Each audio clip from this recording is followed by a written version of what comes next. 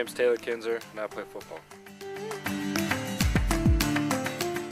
I'd say back in the PAL days, I believe I was 11 years old when we were allowed to start playing football, and before that it was always baseball because it just ran the bloodlines of my family.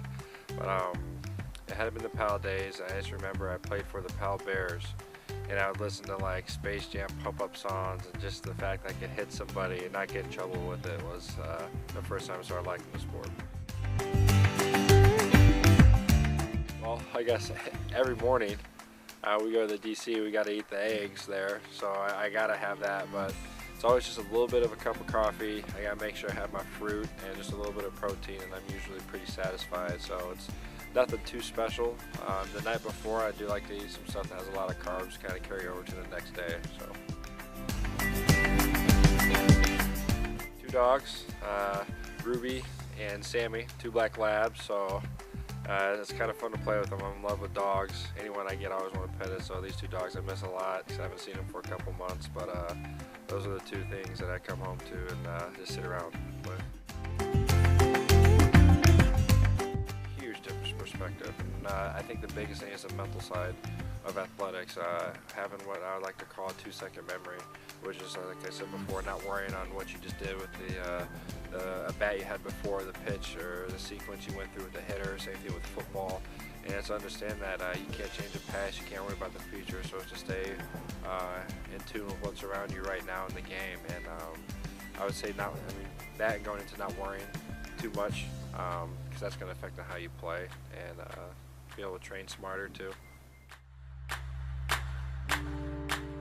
I have to say I watch Ray Lewis videos. I watch him being mic'd up during games, motivational speeches of his. He's probably my favorite player that I've watched in the NFL, and he's definitely inspirational, so it's fun to listen to his stuff and kind of get ready for the game mentally. Goodness sakes, I got way too many nicknames. One of the biggest ones I get called is Grandpa or Dad on the team, and obviously it's because of my age. The difference being a couple years older than the guys, but and also they also think I look like I'm like 30, 40 years old, so that doesn't help on the team. So Grandpa, Isaac McKay has called me Lloyd. There's Rudy, I get called by the 2 trainers, Casey and Adam, so it's a bunch of different ones. A perfect date. Rachel, you're gonna watch this, so don't quote me on it.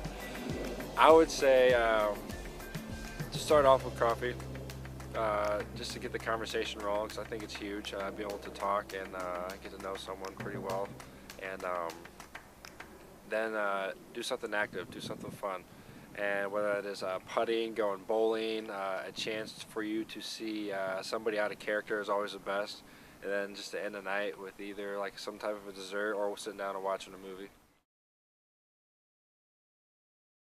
You know, it's funny because I've watched a couple people on these and they've said golf, and I honestly think it'd be fun to either play basketball or volleyball. We had a men's volleyball team here. My aunts played here volleyball, were pretty good at it, so as a kid for family gatherings we would always play in the sand or outdoors somewhere, and so I thought that always been fun to do. And then golf, as a kid I kind of think I liked driving the carts around more than actually playing, but growing up I think it'd be fun just to be able to have my hand at that and just see how it would have been, regardless how frustrating I would get. Mom and Dad, and then Grandma Kinzer. So it's amazing all the years that they've been with athletics, and that's a lot of years because I'm still here playing at 25. Been to as many games as they could possibly come to, driving me all the meals, the laundry, and then Grandma Kinzer. She always keeps stats. She's on it, regardless if it's baseball or football. So I'll say those 3 right there.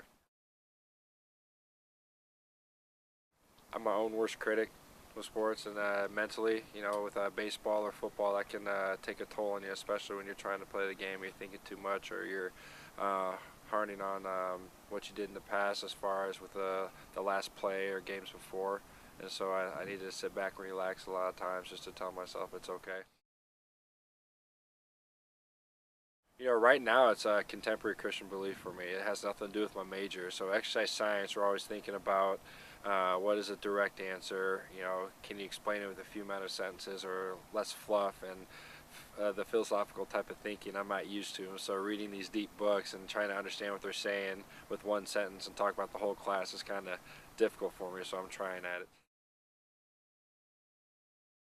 I really like the put-ups that we have on Fridays, on Saturday, right before our games on Saturday. And what it is teams will just give a put-up to a guy who's been just doing a good job on the field or off the field. Something that's a big team atmosphere, and it really explains EMAT, every man a teammate, every man a Trojan.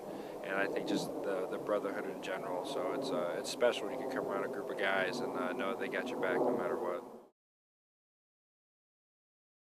I would say for these guys to focus on the task at hand and how they can leave an impact on the people underneath them. Because carrying a strong tradition is what's important, especially at a special school like this. And so to be selfless and the best type of leadership are ones that are loving and ones that want to serve. And so always serve the guys around you and underneath you in the class rank.